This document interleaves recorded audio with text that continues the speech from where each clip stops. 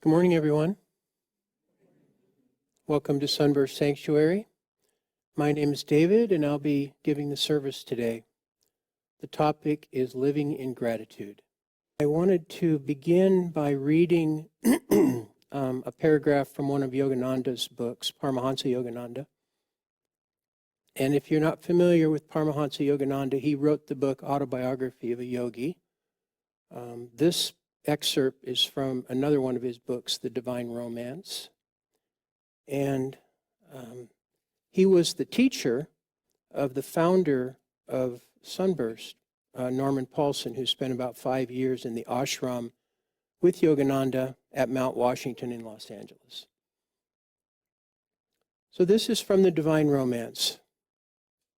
Yogananda says, "Think deeply about what I am telling you. The satisfaction of love is not the feeling itself, but in the joy that feeling brings. Love gives joy.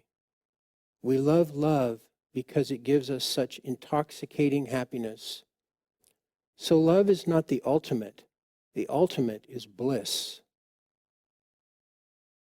God is Sat Chit Ananda, ever existing, ever conscious, ever new bliss.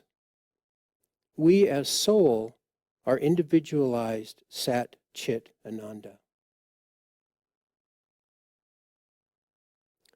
From joy we have come, in joy we live and have our being, and in that sacred joy we will one day melt again. All the divine emotions, love, compassion, courage, self-sacrifice, humility, would be meaningless without joy. Joy means exhilaration, an expression of the ultimate bliss." When Norm was with us here in his body for the many, many years that he headed up Sunburst, he would sometimes tell us stories about his time with Yogananda at Mount Washington. And one of the things I remember from early on was how Yogananda would continually emphasize to the monks and the nuns at Mount Washington the importance of getting devotion. He would say it to them, get devotion, get devotion. Just a mental understanding of how to approach God is not enough. We need to imbue it with the heartfelt feeling that we get from our inner being. And that is why we practice meditation and why we seek to understand the deep, deep connection that we have at our soul level with Divine Spirit. Gratitude is another one of those words, like the words that Yogananda identified as divine emotions. And there's others too, kindness, sympathy, tolerance, and others that you can think of that are words that are just full of positivity and have a natural connection to our heart center. It leads us into our heart. And from that point within us, we can really, really feel this feeling of inner joy, which leads to divine bliss, which Yogananda identifies in this reading as our true nature. Our true nature at soul level is divine bliss. And why do we love love so much? Because of the feeling it gives us, this feeling of divine bliss. And if we read about the different saints and sages down through the ages, they would slip into ecstatic states of divine bliss where they couldn't even control themselves. They would just be so full of this deep, deep joy of God. And when we start to steady our hearts, which by nature are a little unsettled a lot of the time, or by human nature, I should say, we steady our hearts and we begin to feel this deep connection and this deep love. And how is it that we have a feeling in our heart that is even palpable to us. We see ourselves so much in our human condition as just being limited to our personalities and to our habits. But in reality, we are cosmic beings, full of divine light and life force. And if we could see ourselves like an enlightened being would see us, we would see that we have an interdimensional spine that is flowing with life force continuously. And from that interdimensional spine, it feeds out into our five senses and powers our bodies and gives us the experience that we have here in these bodies.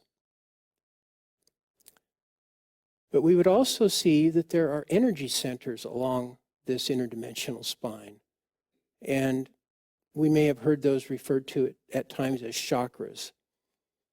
And I'm not going to go into the chakras really in detail today, or those energy centers, only to say that we do have a heart center. And our life force and our consciousness travels interdimensionally up and down our spine, and it gives us experiences of consciousness depending on where it's residing in our body. We think that our minds are producing everything that we experience, but our minds are simply registering the consciousness wherever it might be residing within our bodies. So when our heart center is open, it's easy for us to feel gratitude and kindness and connection. And this is such a key in our spiritual development. And we have another center that's located below the heart at kind of opposite the navel region. And that is a very powerful center as well. And it's the center of chi, which if you're into martial arts at all, you'll understand that. But it's a power center. There's a lot of powerful energy there, athleticism, strength, stamina comes from this center. And it can really bear great fruits. It can be very, very positive. But sometimes in our human state, we begin to identify with these great achievements that we might have from that powerful center as things that give us self-importance. And we start to identify to them from an ego state of mind instead of from a divine state of mind. And when that happens, we start to see ourselves as the doer rather than seeing God as the doer and ourself, our ego, as the humble servant of God. And we kind of get confused, and we start relating so strongly to these accomplishments and to these habits that we form in these lower centers that we begin to think that that's who we are, that we are this personality, that that's all we are. And we know through our spiritual practice that life goes beyond these bodies, that we are eternal souls, and that we are emissaries of peace on this earth to help bring spiritual awakening. And everyone on the planet someday will wake up, including us. And when we practice meditation and circulating the light of God consciousness within our interdimensional spine, we start to break loose and burn up these old ideas, these old thought forms, these old karmas that we identify with as who we really are. And we start to see more clearly. It's like we can see through the water to the bottom of the lake, and we can see more clearly who we really are. That at our center, at our deepest source, we are a little spark of divine spirit. We are the soul of the universe in our completely contained within ourselves. All we have to do is awaken ourselves back to that connection. Gratitude can be an experience that we feel. We can just, maybe through grace, we feel gratitude. We just wake up and we just feel so grateful for this beautiful day and the green grass and the sunshine and our opportunity to sit together here in this room. Or we might feel gratitude for a particular person. And if we express that gratitude for that person, to that person, it just multiplies that feeling, and it multiplies that connection that we're all so deeply desiring. Gratitude can also be a pathway to the heart center. And I would say that just in that if we are feeling ourselves disconnected and we're feeling kind of overpowered by this little self-centered ego, self-conscious part of ourself that doesn't feel expanded into the greater I am, which we all are all a part of. Well, as spiritual seekers, as a term that Norm would use, spiritual athletes, we can discipline ourselves when we're feeling like we're kind of stuck in this lower, denser, more rigid energy, and we can start practicing gratitude. We can look for things to be grateful for and then start expressing that gratitude to people. And it will bring us up to a higher state. It's a tool we can use. It doesn't just have to be, we just wait for that feeling. We can help make it happen. We can help generate it. And we can strengthen that wonderful connection that we have between ourselves and each other and nature and the unseen forces around us that are supporting us and loving us unconditionally all of the time. I want to be sure to point out that there's a difference between being ungrateful and maybe critical of others, because I think maybe being critical of others is sometimes the opposite of being grateful for others. And critical mind is one thing that we need to be aware of as we seek spirit. Because just having critical mind, if we just dwell all the time in the kind of the downside of how things are and that nothing is right, it can wear us out and lead us, or at the very least stagnate us into a state where we're just not really being able to feel that connectedness and have that soul awakening that we're seeking. But critical thinking, creative critical thinking, is really, really valuable and important. We need to have people who have creative critical thinking ability to solve the great problems that we have on our planet. And that is a totally positive aspect of being critical. It's like being into the details and figuring out what needs to be done to make things better. When we combine that quality of this human brain to think critically, when we combine it with spiritual insight, we're really able to help the condition of the planet, to solve maybe our own little problems in our lives, to help solve the problems of whatever group we might be connected to, or our family, whatever it might be. So just because we're not feeling grateful and we might be feeling critical doesn't mean that we're feeling something wrong. Sometimes we have to think critically, and we have to kind of get critical in order to figure things out. It's always nice to balance that with gratitude and to remember whatever critical quality that we might be spotting in one of our friends, to always remember their good qualities, that in the end, positivity, those good qualities always outweigh whatever our criticisms might be of them. think I'd like to begin our process of going into a quiet meditation. Claudia is going to lead us with the singing bowls. And as she's playing the bowls, if you can just listen deeply to the sound of the bowl and let it take you as long as you can listen to it, concentrate on that. As long as you can listen to it, concentrate on it, and then take that concentration into your meditation and your one-pointed focus on Divine Spirit within you.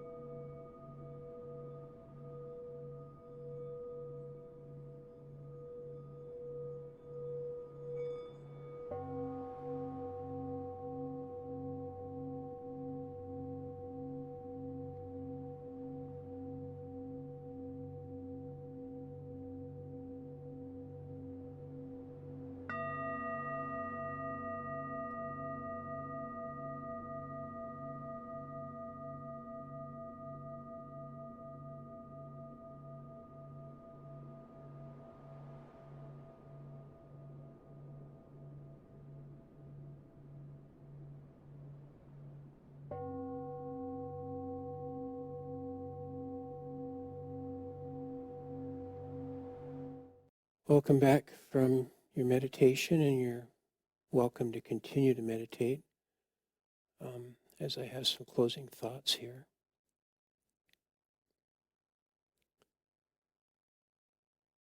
I'm truly, truly grateful to be able to sit here today in this group with like-minded people who are interested in spiritual growth, divine evolution, helping the consciousness on the planet. And my assumption is that I share that with all of you here, and that's why you're here as well. And I know that it's when we gather together like this on Sundays or any other time that we gather as a group that I feel that deep, deep connection the most. That I come as close to feeling those ecstatic, blissful feelings of connection with Spirit. And there is a power and a strength and a deep love that we share with each other that supports our spiritual quest.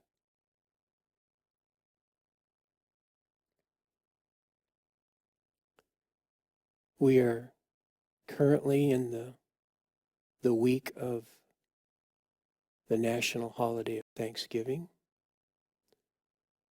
where everyone takes a day off from work. Well, almost everyone. Most people take a day off from work and gather with family or friends and celebrate gratitude. Celebrate all that they have in their life to be thankful for. And many times it is about the people that they're sitting with there in that room. And a few years ago, quite a few years ago now, maybe 10 years ago, I was at a family gathering with my wife's family, and her father was very ill. And it was pretty evident that he wasn't going to be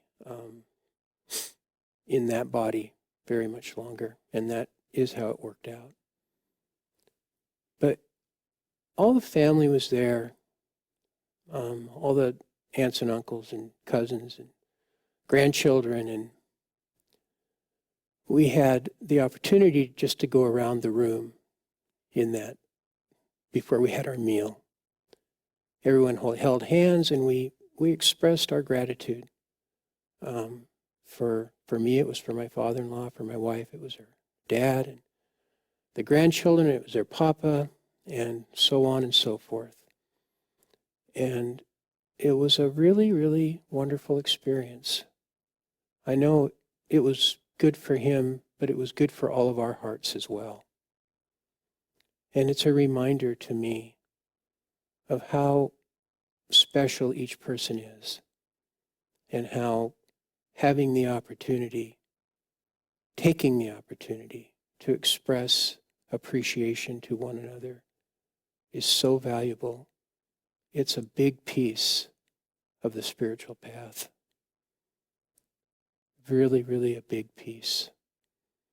And I hope that from this year's Thanksgiving, that all of us can take those feelings of gratitude that we have on that special day with those special people and extend them out for the rest of the year.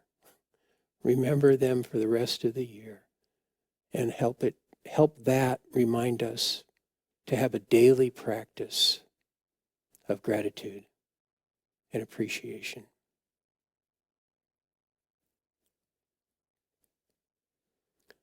I'd like to share one last quote, and I shared this sometime in the last couple of years, but it's so perfect for this topic that I just wanted to share it again. And it's from a gentleman, his name is Malcolm Holcomb. And he's a singer-songwriter from Appalachia. And I saw an interview with him, and he said, "Any day that my gratitude is greater than my expectation is a good day." And I just thought it was so perfect. And if you knew this guy, you'd even see how much more perfect it is. You're all welcome to join me in a closing prayer.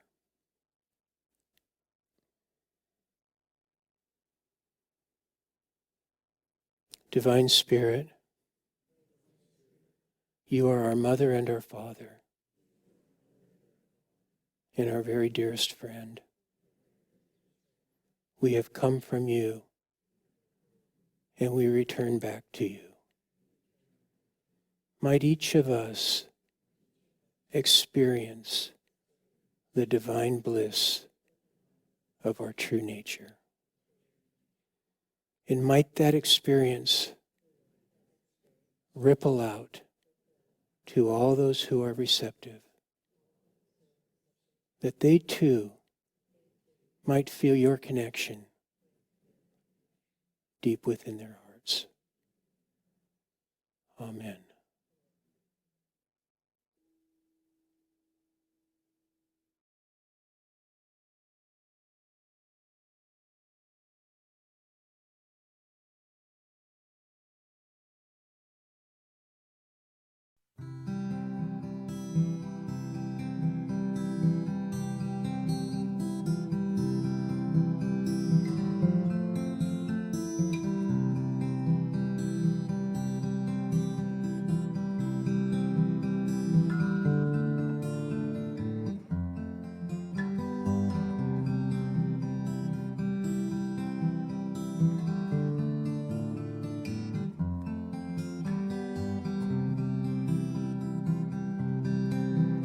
Oh, listen to life's sweet song.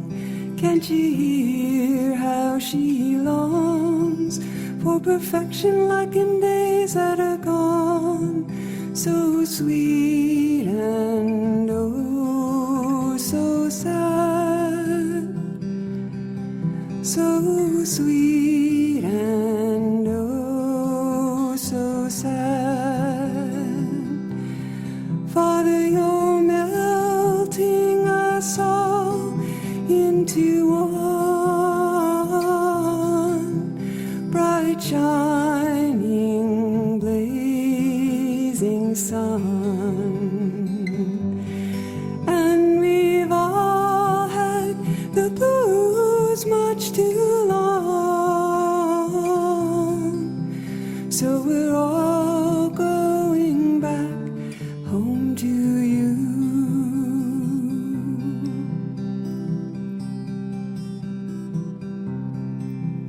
Oh, big wheels are turning round all around us without a sound, and they're spinning within us too. Oh, I can feel the love, can't you? Oh, I can feel the love, can't you? Father, you're melting us all into one bright, shining, blazing sun. And we've all had the blues much too long, so we're all going back home to you.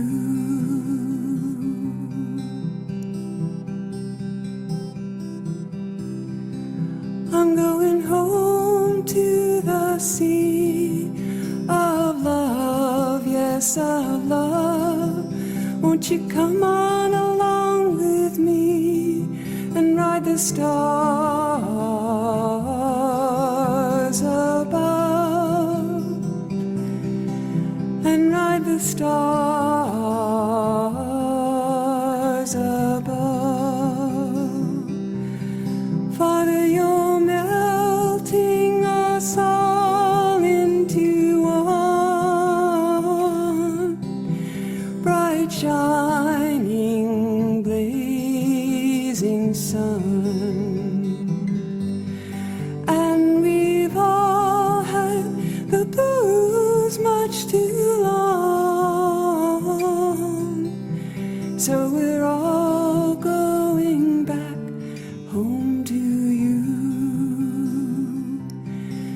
restlessly